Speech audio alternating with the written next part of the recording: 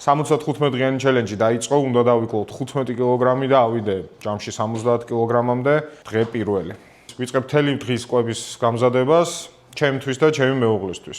არ ვიცი ჩემი ცოლი ამდენს დაიკლებს, მაგრამ ისიც იქნება სწორ კვებაზე. მოკლედ ამ პერიოდის მანძილზე შევეცდები დაგანახოთ იმას თუ მე როგორ ვიკვებები და რა შედეგი მექნება. ამავდროულად მინდა აგიხსნათ, რომ სწორი კვება საკმაოდ მარტივი არის და არ მოითხოვს დიდ დროს და ენერგიას.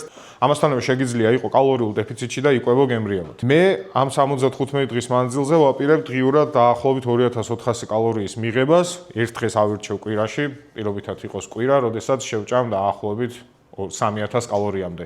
მაგრამ ჩემი წონიდან გამომდინარე და ჩემი ფიზიკური აქტივობიდან გამომდინარე, რომელსაც ვაპირებ რომ მქონდეს აი ამ შემდგომი პერიოდის მანძილზე, ეს საკმაოდ დიდ დეფიციტს ნიშნავს მაინც ერთწმუნეთ. შესაბამისად, დავიწყოთ, შევმიერთდით, ყოველდღიურ რეჟიმში შევეცდები განახოთ რას და როგორ ვიკვებები. თქვენ შემთხვევაში ჩემი ციფრები რა თქმა უნდა არ იქნება მისაღები, თუ იმეს გინდებათ რომ შევმიერთდეთ, ეგრეთ კომენტარებში დამიწეროთ და მე თქვენ გეტყვით რამდენი კალორია უნდა ჭამოთ და რეცეპტები კი შეგიძლიათ აქედან აიღოთ. საუზმით ვიწყებ, მე პირობითად არ ვჭამ დილით ადრე და მირჩევნია გადავავადო ეს პროცესი და დაახლოებით 12 საათისთვის დავიწყო კვება. რა თქმა უნდა, საუზმეზე არ ვიცი 80% შემთხვევაში გვექნება შაქშუკან, ჩიჟიბიჟიან რაღაც მსგავსი, კვერცხი იქნება აბსოლუტურად ყველა შემთხვევაში.